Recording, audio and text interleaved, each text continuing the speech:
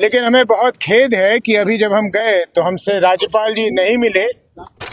हमारे राज्य के उप मुख्यमंत्री श्री सम्राट चौधरी जी पर एक्शन लेना चाहिए, उन्हें बर्खास्त करना चाहिए, क्योंकि जिस संगीन अपराध में वो फंसे हुए थे और जिस गलत ढंग से, मेरी उम्र इतनी है या इतनी है उसको आप ठीक भी नहीं कर सकते। लेकिन उम्र कोई गलत लिखे, ज़्यादा बढ़ा के लिखे या कम लिखे, उसके पीछे कोई मोटिव होना चाहिए। उनके जो मुख्य सचिव हैं या जो भी उन प्रधान सचिव हैं वो हमसे मिले, हम लोगों ने अपना ज्ञापन सौंप दिया।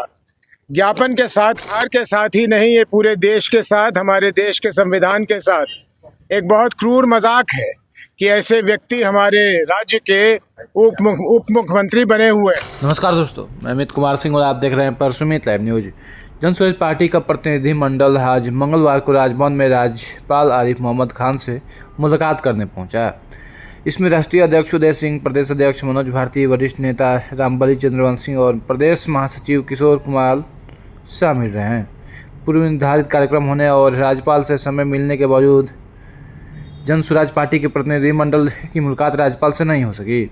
उनके प्रधान सचिव को ज्ञापन और प्रधानमंत्री मोदी के नाम लिखा पत्र सौंपा गया। राजभवन से बाहर आकर राष्ट्रीय अध्यक्ष उदय सिंह ने राज्यपाल से मुलाकात नहीं होने की जानकारी दी। उन्होंने बताया कि हमने राज्यपाल के प्रधान सचिव को अपनी मांगों का ज्ञापन और साथ में आज ही प्रधानमंत्री मोदी को लिखा है पत्र। हमें पूरी उम्मीद है कि हमारा ज्ञापन राज्यपाल महोदय तक पहुँचेगा। साथ ही सब हमें केंद्र सरकार और प्रधानमंत्री मोदी जी पर पूरा भरोसा है कि डिप्टी सीएम सम्राट चौधरी पर कार्रवाई होगी और न्याय मिलेगा। और कई सारे बातें भी उदय सिंह जी कहते हैं। ये देखिए क्या कह रहे हैं जनसुराज के राष्ट्रीय अध्यक्ष उदय कुमार सिंह जी। और आपको बता दें कि कई सारे संगीन आरोप भी जो है लगाए हैं और हालांकि राज्यपाल से मुलाकात नहीं हुआ है। आइए देखिए क्या कह रहे हैं जनसुराज के राष्ट्रीय अध्यक्ष उदय कुमार सिंह जी। जैसा आप लोगों को मालूम है, कल प्रेस कॉन्फ्रेंस में हम लोगों ने अन्य बातों के साथ साथ ये भी कहा था कि हम लोग महामहिम राज्यपाल जी से मिलेंगे और एक ज्ञापन सौंपेंगे कि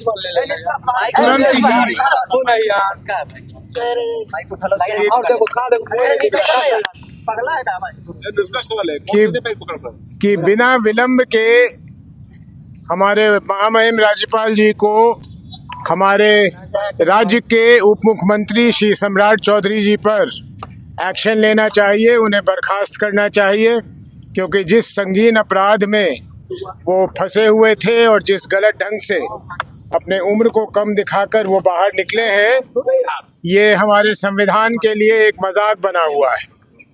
और इसी संदर्भ में हम लोगों ने समय मांगा था महामहिम राज्यपाल जी से, समय हमें मिला था। लेकिन हमें बहुत खेद है कि अभी जब हम गए तो हमसे राज्यपाल जी नहीं मिले, लेकिन उनके जो मुख्य सचिव हैं या जो भी उन प्रधान सचिव हैं वो हमसे मिले। हम लोगों ने अपना ज्ञापन सौंप दिया। ज्ञापन के साथ साथ उन्हें एक प्रति वो भी दे दी जो पत्र हमने, जैसा कल कहा था, हमने आदरणीय प्रधानमंत्री जी को भी लिख के भेजा है। उनसे भी मांग किया है कि वो तुरंत इसकी जाँच करवाकर जो उचित कदम है वो उठाएं। और जैसा हम लोगों ने कल कहा था, फिर उसे दोहरा दें कि अगर हमें निराशा प्राप्त होगी प्रधानमंत्री जी के यहाँ से और महामहिम के यहाँ से, तो फिर शीघ्र अतिशीघ्र हम लोग न्यायालय का दरवाज़ा भी खटखटाएंगे, क्योंकि ये बिहार के साथ ही नहीं, ये पूरे देश के साथ, हमारे देश के संविधान के साथ एक बहुत क्रूर मजाक है कि ऐसे व्यक्ति हमारे राज्य के उप मुख्यमंत्री बने हुए हैं। और हैरानी इस बात की है कि शायद अनजाने में हमारे देश के आदरणीय गृह मंत्री जब आते हैं तो उनके साथ सम्राट चौधरी साहब घूमते हुए दिखे जाते हैं, तो ये हम लोगों के लिए बहुत दुखद है। कोई प्रश्न? नहीं, राज्यपाल ने समय दिया था मिलने के लिए। जी, समय दिया, नहीं मिले। कोई बाध्यता होगी या उन पे कोई दबाव होगा, नहीं मिले। लेकिन कोई बात नहीं है, नहीं मिले, फिर भी हम लोगों ने अपना जो ज्ञापन देना था दे दिया। और मुझे कोई संदेह नहीं, हमें कोई संदेह नहीं कि उन्हें वो ज्ञापन सौंप दिया जाएगा और उन्हें मौका मिलेगा कि उसमें जो लिखा हुआ है उसको वो पढ़ें और पढ़ के जो उचित कार्रवाई है वो करें।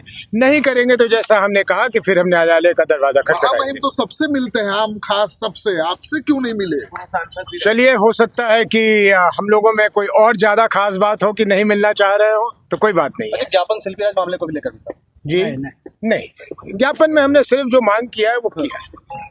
सरकार कुछ इस पे लेगी? इस सरकार से तो उम्मीद नहीं है, लेनी तो चाहिए, लेकिन हमें केंद्र की सरकार से बहुत भरोसा है, केंद्र की सरकार पर भरोसा है।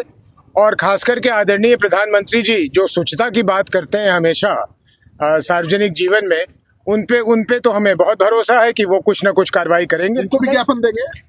उनको तो प्रधानमंत्री जी को भेज दिया जी। उदय जी, बीजेपी की ओर से आप एक आज आरोप लगाया गया आपकी उम्र को लेकर 2004 के लोकसभा चुनाव और 2009 के बीच के जो अंतराल में आपकी उम्र 13 साल। शायद वो उसको मिलाना चाहते हो सम्राट चौधरी जी की उम्र से। तो मैं जरा साफ कर दूं कि हमारे यहाँ नियम ऐसा है कि जिस समय आप नामांकन भर रहे होते हैं तो वोटर लिस्ट में जो आपका नाम और उम्र होता है, चाहे वो सही या गलत, आपको उसी को लिखना पड़ता है। अगर उसे आप बदल देंगे तो आपका नामांकन रद्द कर दिया जाएगा। और अब ये ठीक है या गलत, लेकिन नियम ये है या प्रावधान ये है कि उस नामांकन पत्र के साथ आप कुछ संलग्न भी नहीं कर सकते हैं कि भाई मेरी उम्र इतनी है या इतनी है, उसको आप ठीक भी नहीं कर सकते। लेकिन उम्र कोई गलत लिखे, ज़्यादा बढ़ा के लिखे या कम लिखे, उसके पीछे कोई मोटिव होना चाहिए। तो उदय सिंह को 44 या 54 या 64 लिखने में उनके लिए कोई उसमें लाभ और हानि का सवाल नहीं था। मुझे कोई कॉम्पिटिटिव एग्जाम नहीं देना था जिसमें मैं अपना उम्र कम कर दूं तो मैं कॉम्पिटिटिव एग्जाम में बैठ जाऊं, या कहीं मुझे कुछ प्राप्त नहीं करनी थी। तो जो जिस समय वोटर लिस्ट में था वो मैंने नामांकन पत्र में दे दिया। अपने को नाबालिग साबित नहीं करना था? नहीं, नाबालिग साबित नहीं करना था, कहीं भी एडमिशन नहीं लेनी थी, कहीं जाना नहीं था और जेल से बाहर भी नहीं निकलना था। धन्यवाद।